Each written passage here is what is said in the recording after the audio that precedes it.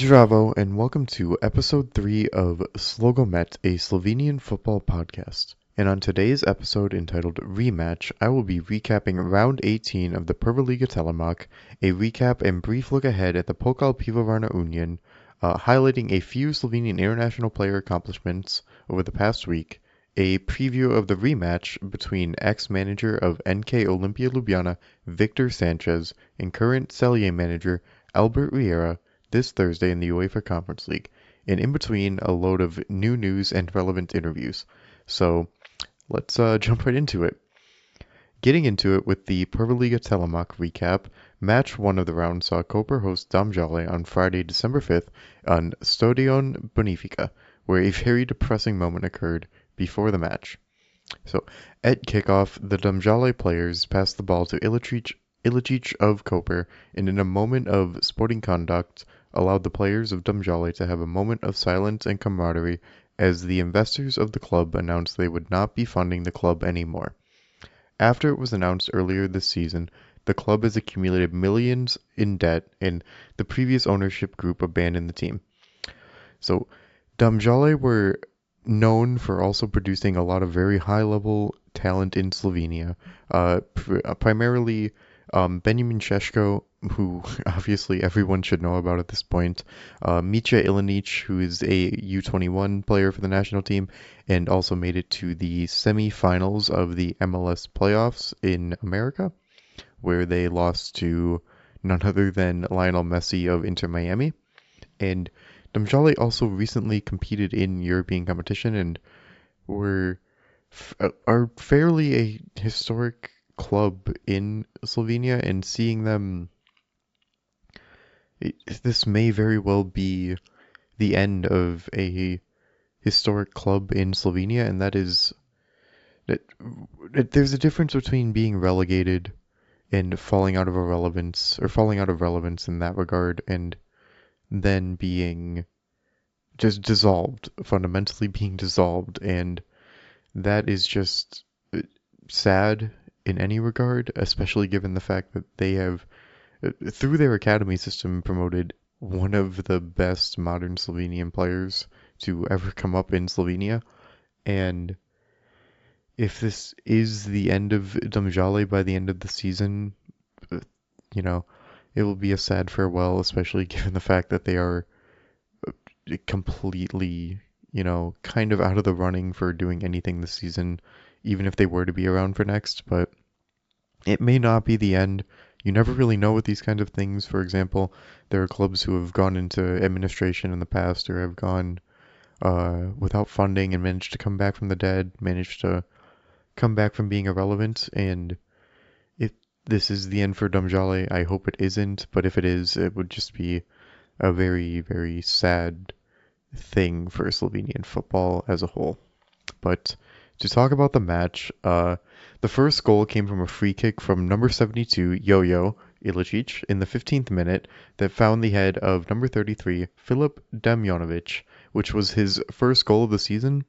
And it was it was just another, Jojo right on the money, perfect free kick directly to where it needed to go in the box, and Koper take the lead in this match. Goal 2 was a 25th minute penalty, which was conceded by Koper after a handball offense was called inside the box. And in my opinion, it's a little bit harsh on Kamil Manseri, who was the offender in this regard. But if you, having watched this, it's completely fair as to why this was actually given as a penalty, even though Manseri has his back completely turned. It does come off of his elbow. It does result in the hand being in a somewhat unnatural position, but all things considered, I can, totally see why this was given as a penalty here. After the awarding of the penalty, number 10 for Domžale, Hardis Vukic, slots home the penalty as Jurhar goes the wrong way, and the match is equal 1-1. Koper find multiple chances to regain the lead, but finally find it in the 77th minute after a Koper corner finds the head of number 27, Andraž Rudel, where he scores his second of the season, knocking it uncontested into the far corner of the goal. So in the match with Domžale, Koper continue to look good, and the only real question is, can they be consistent? Can the current manager of Koper take them the next step? They currently sit second in the PrvaLiga table. Um, I, I mean, as it stands right now, they are second. They could try and, uh, you know, try and challenge Celje, but they're still pretty far and away the best club in Slovenia as it stands right now. They're still 12 points ahead, which would require them to drop 3 games, Koper to win 3 games, and um, I don't really see it happening, but I could definitely see Koper going for that second place defense, and even though the title or the Europa League spot will go to the cup winner, and the title will go to Celje, Koper could still definitely finish in, those top 3 places and easily get a spot in Europe. All they have to do is just kind of hang around, hang on to their lead, win the matches they need to, and not lose the matches and force draws when they can. But Koper, you beat, a club that may not exist 6 months from now. So, not throwing shade at Koper, of course, but it was a good match and well played to Koper overall to win the game 2-1. Then match 2 had Radomlje host a struggling and down on their luck Merda at Sportny Park Domžale. And Merda are coming off of a loss to Druga Liga side NK Naft in 1903. And boy, I mean, I predicted the match correctly. I did say that NAFTA would win this 2-1, but Merda, come on. Like, you got one chance as a PrvaLiga team that isn't competing for anything this season, and you fall to a Druga Liga team. Not to say that it hasn't happened to other teams in the PrvaLiga, but yeah, to also then immediately go into this match with Radomlje. Radomlje may be legit. The goals they scored were all very good, very well rehearsed, like not rehearsed but were very well played from Radomlje. So goal 1 was an inside the box ground cross from number 22 Nikola Jojic, which goes unstopped before landing at the feet of an awaiting Dejan Vokic, and he puts enough power on the strike to beat Merda's keeper even after he gets a hand to the ball. And Merda's keeper definitely has to kind of do better in that spot. I mean, you get a hand to the ball, you're expecting a keeper, especially a first league keeper, to stop a ball that you get a hand to, but it ends up rolling past him even after the momentum gets slowed, and Radomlje take an early goal or an early lead. Then goal number 2 sees Nikola Jojic become him, and oh my goodness. In the 39th minute, surrounded by 4 Merda players, although none were really pressuring him, Nikola Jojic gets a beautiful, and I mean beautiful, trivela shot into the top corner from about 22 meters away or 22 meters out. And the timestamp for this goal on the PrvaLiga Telemach channel is 3 minutes and 23 seconds. And this is my goal of the week personally. The shot is just a clinical, perfect left-footed trivela shot, and I mean perfection from Jojic here. I'd truly just please go do yourself a favor and just take a look at this shot from him. Goal 3 finds an over-the-top ball for number 9 Nino Kukovets, where in a one-on-one with Merda's keeper Nate Dermastia, he dives too soon, and Kukovets gets a clear shot past him to make it 3-0 for Radomlje, and at this point, the game's kind of over. So, I mean, even though Radomlje conceded in the 82nd minute for number 7 Merda's Nico Casalo, he gets an outside of the box strike, beating Radomlje's keeper's diving attempt to stop it, but it's a consolation goal for Merda, and man, what is wrong with Merda? Like, honestly, they have Dario Visinger, I believe, at the front, and he is a class striker, but they just aren't winning games, and part of that could just be Radomlje are just legit, But Murta also did have a goal that was disallowed for an offside, and it was a pretty obvious offside attempt, all things considered. Yeah, Radomir might just be legit. They might just be an actual, like, competing for that top 5, competing for top 4, but still plenty of season to be had. We're only on round 18. There's still, I believe, around 18, so we're about halfway through the season because there's 36 matches. But, yeah, I mean, Murta, figure it out, play a bit better, have a bit more of a stronger defensive shape, maybe try not to give the ball away so much, but Radomir may actually be legit. I mean, yeah, props to Radomir winning against Murta at home, or Radomir at home, and Murta not being very competitive in this match overall. And then, speaking of problems with teams, I usually stick to the format of covering these in the order that the matches were played, and next up should be Maribor hosting Alumini, and I am going to return to this for a couple of reasons. One being that there was an interview with Fedia Dudic of Maribor, the manager for Maribor, before this match that I would like to read a couple of quotes for before giving the context for this match. And I would also like to emphasize a couple of things regarding the Maribor match here. So I will be moving on and returning to this and moving on to match 4, which had Celje hosting Primorje at Stadion Zdejali, and prior to the match, Celje re-signed Albert Riera until 2028. So this is great news. Truly, this is great news. Riera is great for Slovenian football, great for Celje, great for the culture of the sport in Slovenia.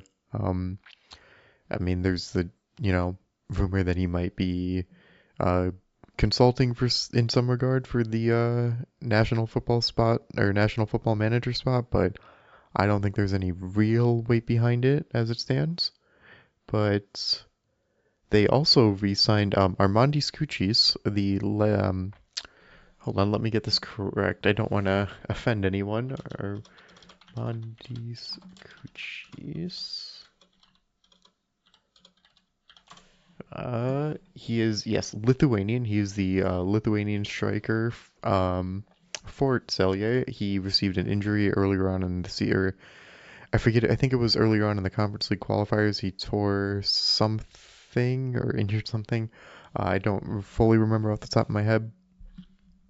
But he should be returning from injury anytime or any day now for Celje, which is going to be a huge boost to them, as if they already weren't, winning enough. But with the return of Armandis Kuchis, who also re-signed with Celje, and with Albert Riera, who also re-signed until 2028, everything's coming up Celje.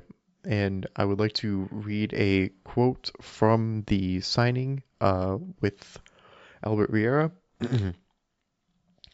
There are several reasons for extending the contract. First, the monster we created in Celje is still hungry for new successes, in the domestic championship, cup competitions, and in European competitions. When I say that the Celje team can compete equally with any team that comes up against us in Europe, I believe in it, and stand behind it. And we have a lot of unfinished work. Secondly, I have always repeated that I feel happy and loved in Celje. The people at the club trust me. I trust them. Our support at the stadium is growing. Why would I run away from something so beautiful? In football, it happens all too often that in the desire for more, you stumble in your decision. In Celje, I am convinced otherwise. I am convinced, otherwise the extension would not have happened. I have all the conditions available to me to rise together with the club and to be among the best in Europe. The club is developing, I am growing as a person, and most importantly, I have guys with whom I have a special respect and trust and working towards a common goal. Our work is not yet done. And this is all coming from the signing of Albert Riera on his contract with Celje until 2028. And in signing this contract, Riera ended the rumors of any club poaching him, specifically referencing Crvena Zvezda here. There was a publication from Crvena Zvezda fan site that actually ended up talking about this signing, and they seem maybe a little bit sad to be missing out on some Riera ball, but I am very happy to be keeping him in Slovenia and keeping him at Celje. And then, as we talked about his chances of becoming a manager of Slovenia's national team after the cup game with Olimpija, he also had a conference interview where he was quoted from the publication 24 Uur as saying, "I am open, but the first step is my club. My first dedication is to my club." So Riera is seemingly open to working with the national team and the NZS in some capacity, but it seems no matter what, he will be involved in Slovenia. No matter what, he will be involved in Slovenian football with Celje or Slovenian football in some capacity, at least until 2028, and fingers crossed longer.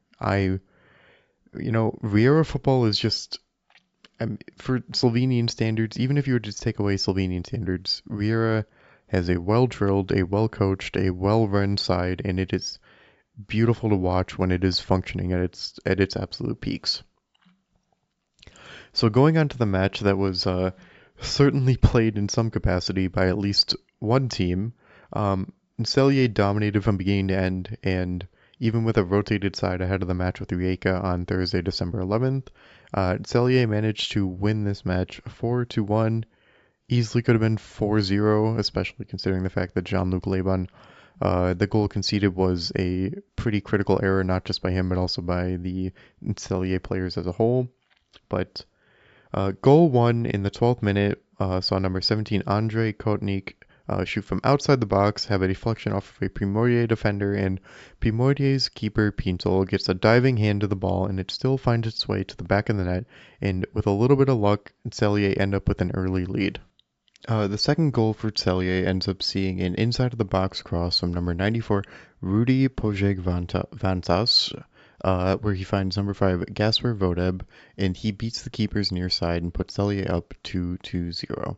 Then the third goal of the match, Celje are kind of caught complacent as number 99, Hardis Kadric, collects a completely wayward back pass from a Celje player where Kadric attempts to shoot the ball, but it gets deflected by Jean-Luc Leban up into the air, but still ends up falling in a weird little arc where it still ends up into the back of the net, and Primorje get a goal that gives them a little bit of hope to steal a point or get 3 from this Celje blunder, but I'm not gonna wave some fantasy here. Goal 4 in the 55th minute sees Celje win a corner and score a goal off of a rehearsed corner play, where the ball gets passed back to the corner kick taker and launched to the far post, where trotting in an unmarked Rudy Pojeg-Vantas slots the ball home with a perfectly timed run and header. In the 58th minute, we see a handball penalty on Celje from a Primorje chance, but Jean-Luc Leban steps up to the challenge and saves the attempt from Hardis Kadric, diving to his left and sending the ball wide. In the 72nd minute, we see number 8, Demirovic, after a VAR review, gets sent off for a reckless studs into the side of the leg tackle on a Celje player, and this looks painful. I can totally understand why this is a red card. I have no complaints here. My God, please do not do this. This is how players get permanently injured. This is how players get permanently damaged. Please please take these challenges seriously. Please prevent them from happening. And I have no problem with Demirovic getting sent off here. Then the final goal of the match sees Oduli have just a bit of fun with the Primorje defenders.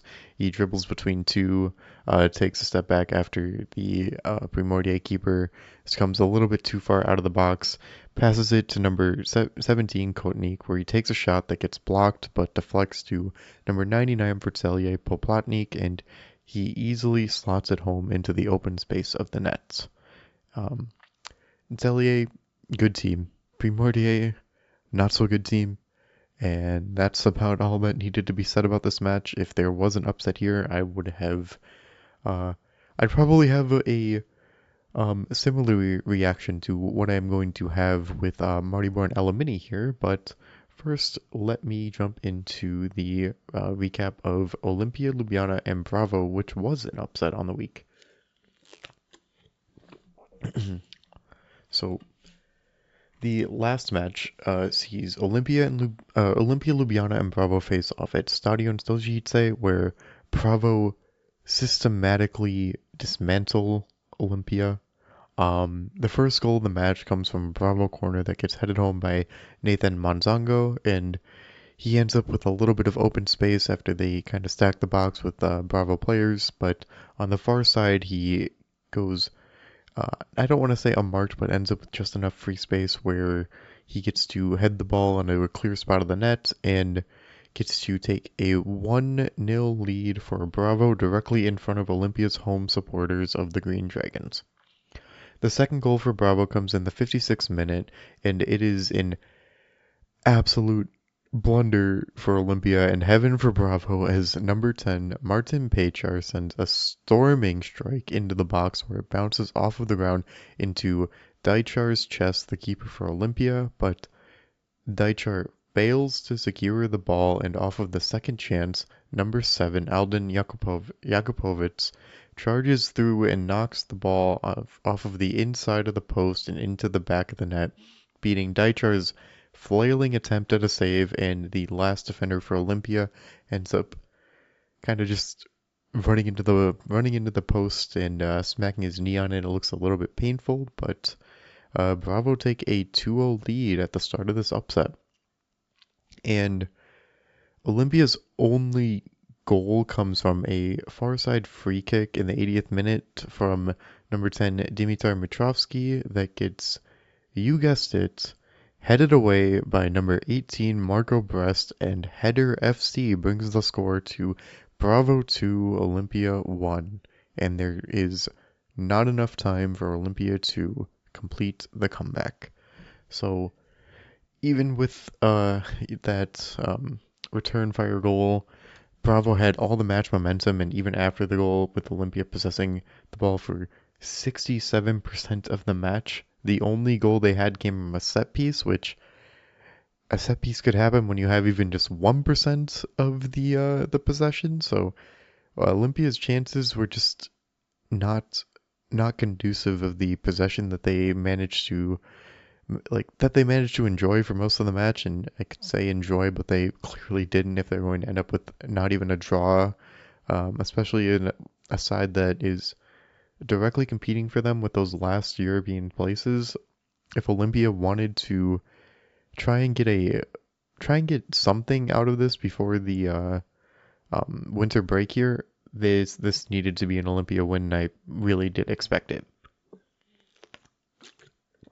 And this brings us to the news on Olimpija, which comes from a editorial board piece from the publication Nogomania, and I will briefly summarize it with a couple of key points here that are quoted as the departure of the popular and loved among the players and the fans of the coach Victor Sanchez, and the breakup of the championship-winning team with the departures of Raul Florix, Marcel Ratnik, David Suolehi, and Jorge Silva have impoverished the well-coordinated and well-balanced team that has worked extremely compactly and seriously under Sanchez.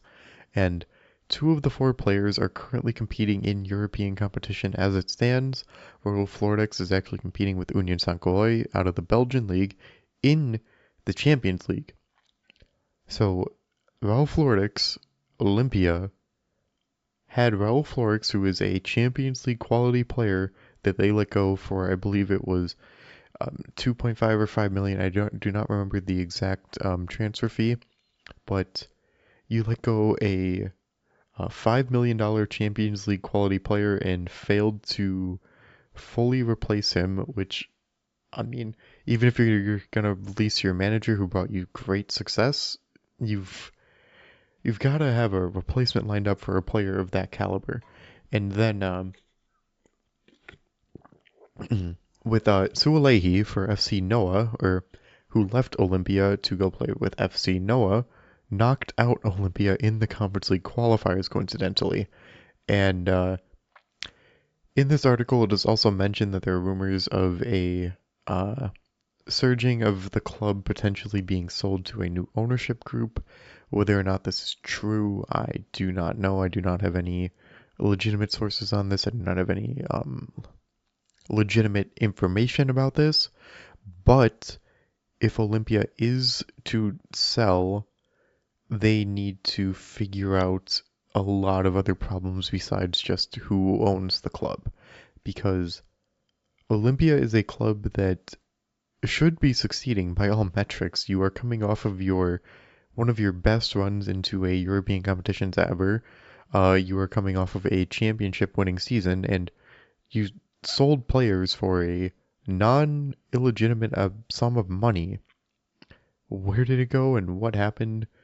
I mean, obviously where it went was to the 3 other failed managers before the one you currently have in Basone, but even he is still trying to find his form from the absolute mess that was left behind by the other 3 before him. Not to say that the youth manager who stepped in didn't do a good job. I believe they actually went undefeated in his 2-match stint, but yeah, Olimpija, you've got an entire winter transfer window and an entire winter break to figure yourself out, and hopefully they can come back stronger with a game plan, with a plan in general, with something to reinvigorate that club, because this is just kind of sad to watch, especially after you just upset Celje in the cup in a I forget what the scoreline was, but Olimpija looked good in that match, which when you're I don't know if it's a motivation issue, if it's a scouting issue, if it's like a match prep issue, if like what the issue is for Olimpija, but again, this is a side that should be better than the sum of its parts, or the parts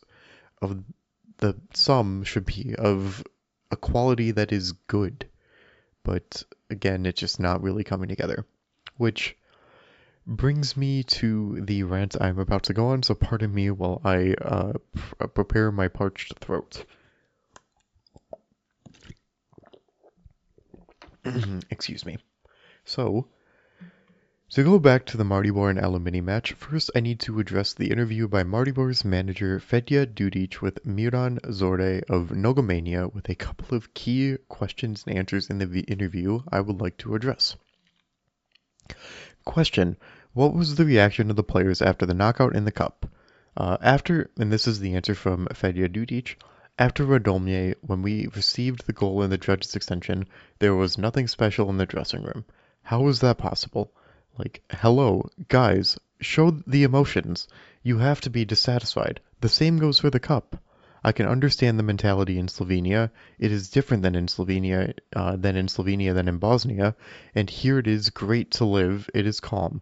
But in football, we need passion if we want to be successful. Football should be lived 24 hours a day. I work that way, and I believe that the players and the fans recognized it.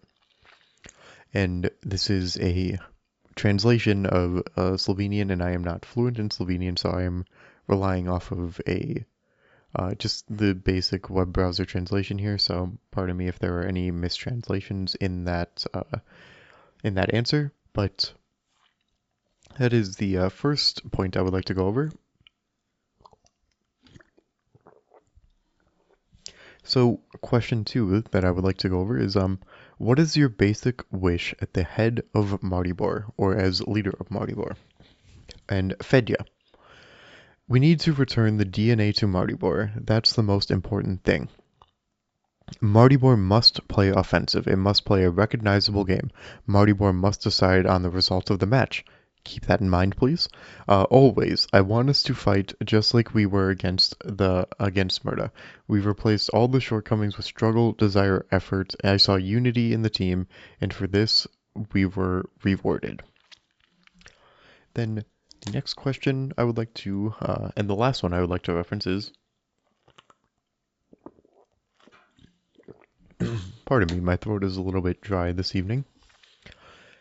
What are the main drawbacks of Maribor? And Fedja answers, we need to make quality reinforcements. We lack the quality to play better, to create more opportunities. With the management of the club, especially with Simo Bazgol, I am in talks about the transfer period. They promise me that we will work together and we work well together for now. I believe that the club has learned a lot from the past mistakes. The coach has the last word in reinforcements. I think that's normal.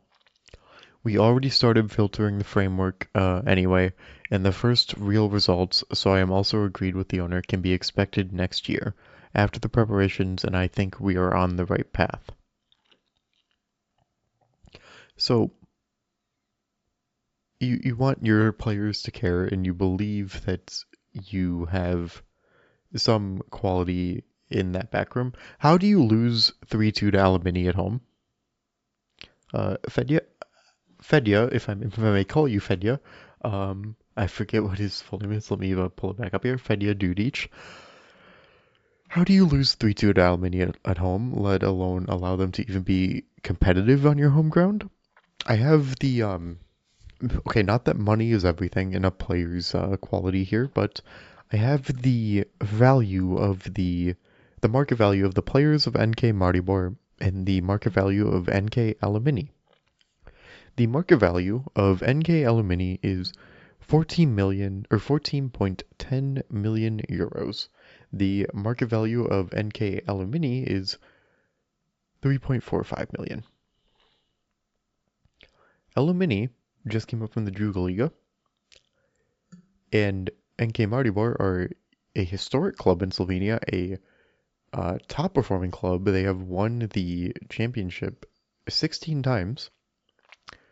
One would think that they would be a little bit more prepared for the modern day of football as it is right now. And they have, over 10 million euros worth of market value of players on this team. And I can talk about the first two goals for Maribor. They were good. They were good quality football. The first goal for Maribor was just a great team played ball that gets past Maribor or Alumini's defense, and good goal. This was in the first half. Second one, very similar. Very similar football, very similar quality. And then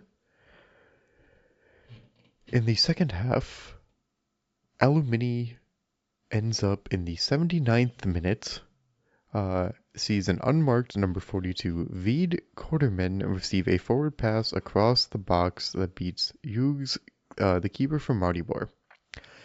And he slots it away.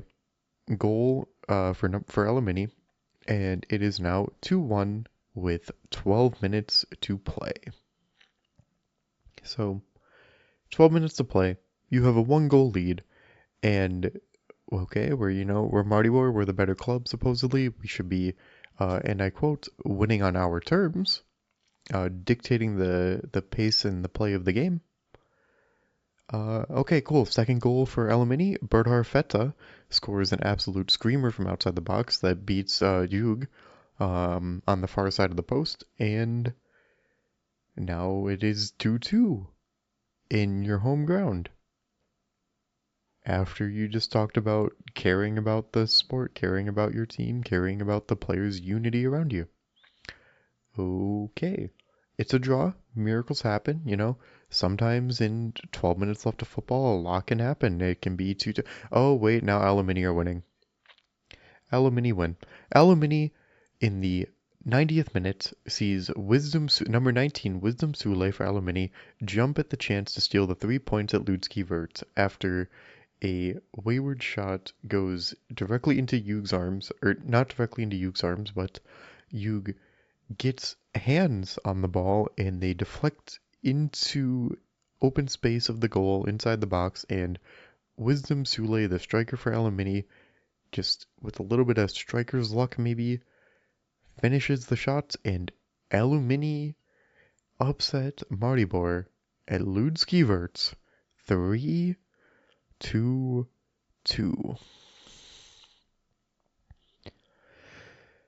I think that there might be a bit more of a problem there than just the quality of whatever reinforcements you bring in.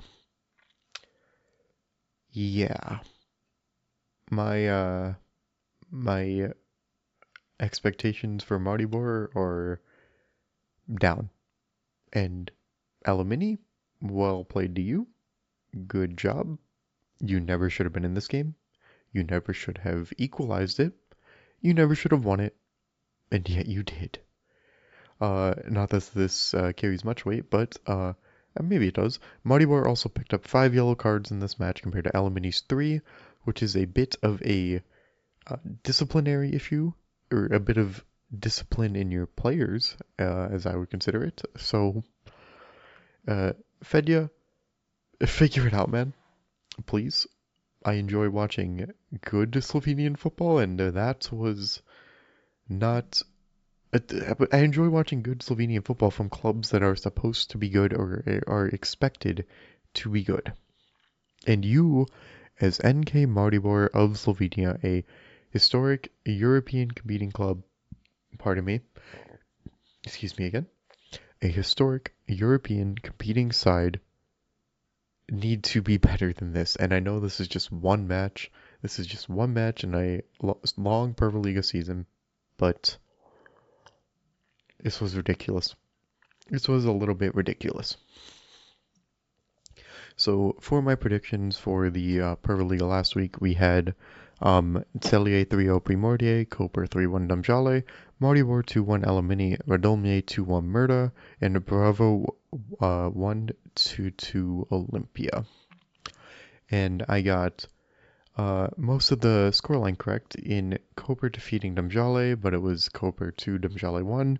Radomlje defeating Murda, Radomlje 3, Murda 1.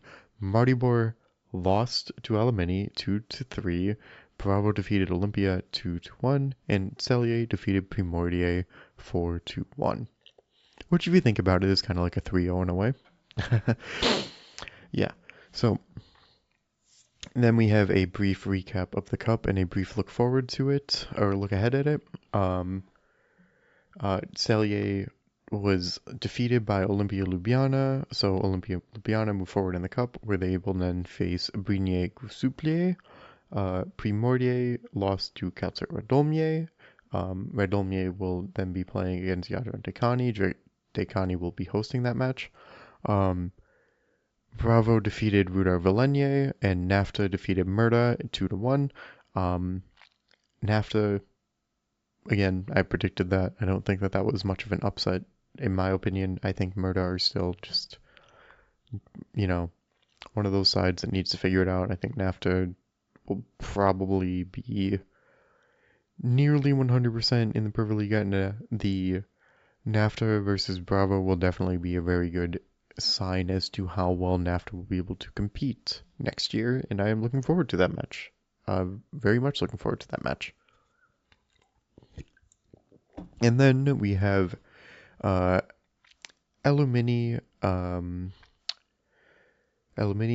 defeated Polana, and Fujinar Radne defeated Vace, which means we have Alumini facing Fujinar Radne. And all of these matches will occur after the winter break, and the first sets of matches will occur sometime in March of next year. And that is the brief recap of the Pokal Pivovarna Union, and a brief look ahead at it. Then we have a couple of international shoutouts for the Slovenian national team players. Goals for Svit Saslar, Jan Goran Stankovic. I did not pull up their teams. 1 second.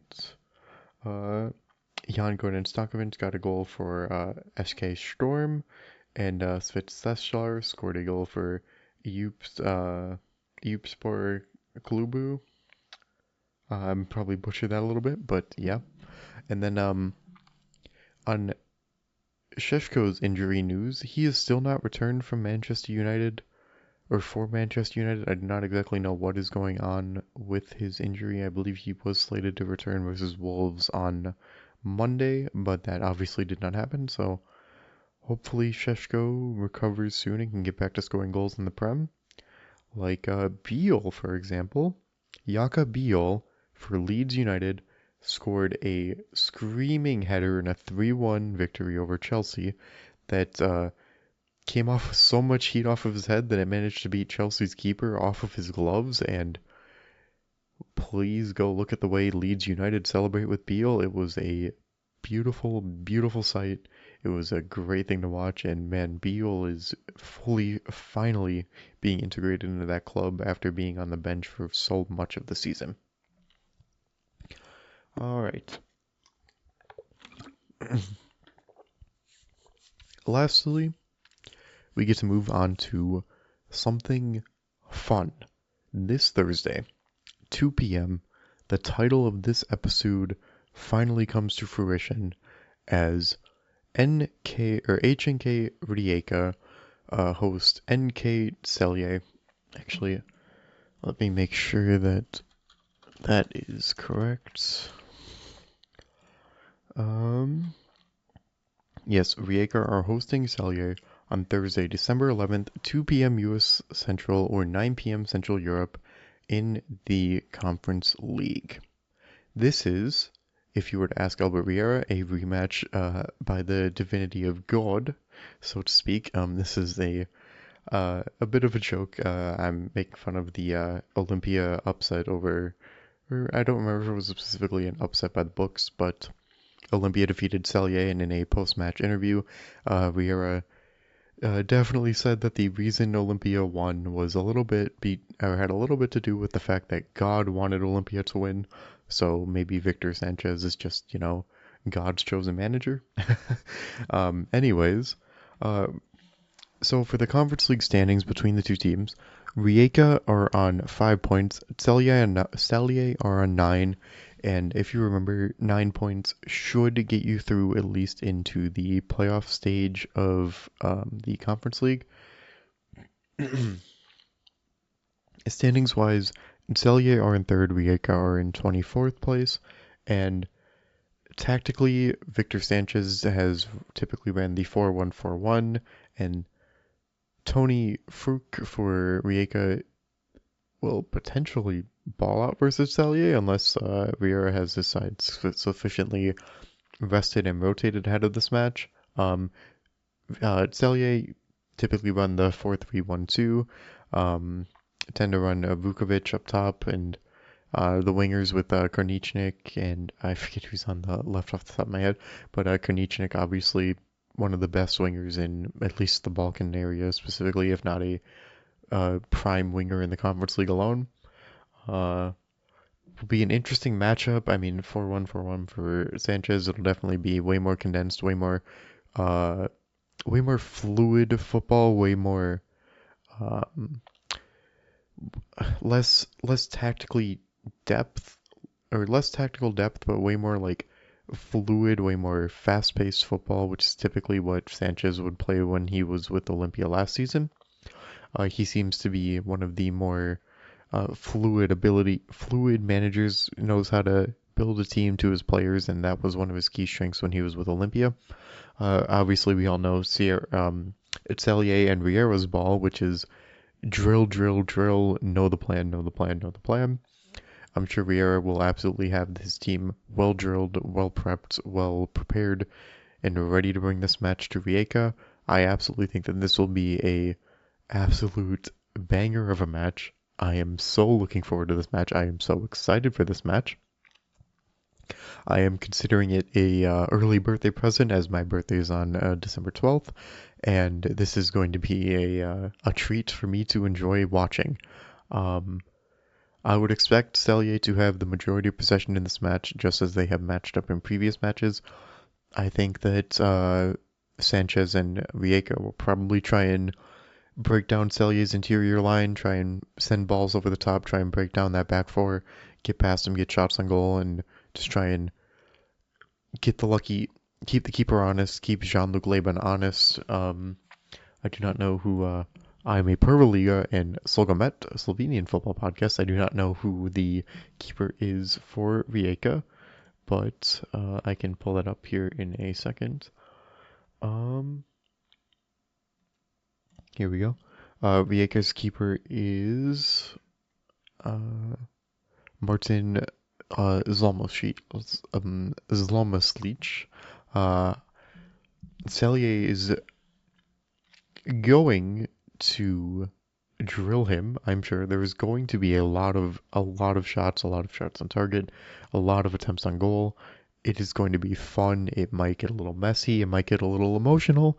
And I am hoping it will be all of the above. I am so looking forward to this match. Now, as a fan of Slovenian football, I am obviously hoping for a Celje win, but I am also uh, I'm an enjoyer of Sanchez ball from Olimpija last year, so uh, I'm expecting Celje win. I'm expecting a Celje win 3-2 here. I could totally see this being like 3-3, 2-2 overall. Definitely could be a draw, but I'm expecting a Celje fairly dominant win 3-2. If that does end up in a draw, it is good for Rijeka's chances at going forward, as they would be on 6 points, and then they would simply have to win their last match to get to the 9. If it is a draw, Celje are all but guaranteed to at least move forward in some capacity, whether it be knockouts or directly into the top 8. If the Slovenian publication Ekipa would have you believe, it is a match for the Slovenian national team manager position, as they ran an article on Monday the 8th, I believe, where they said that the NZS reached out to Victor Sanchez, and apparently he declined the opportunity to manage the national team, as he was recently appointed at Rijeka. But it's I'll leave that up to you, dear listener, if you believe any of that. But that about wraps up everything for this episode of SLOgomet, a Slovenian football podcast. Going forward, the episodes during the winter break will probably be shorter. Watch out for the YouTube channel. I have a couple of video ideas planned in the works. I still have to post last week's podcast episode on the YouTube page. I will get to that hopefully by Thursday of this week. And that is just about it. Since we're near the end, I will just briefly take a look at Šeško's injury update. According to a Manchester United fan page, the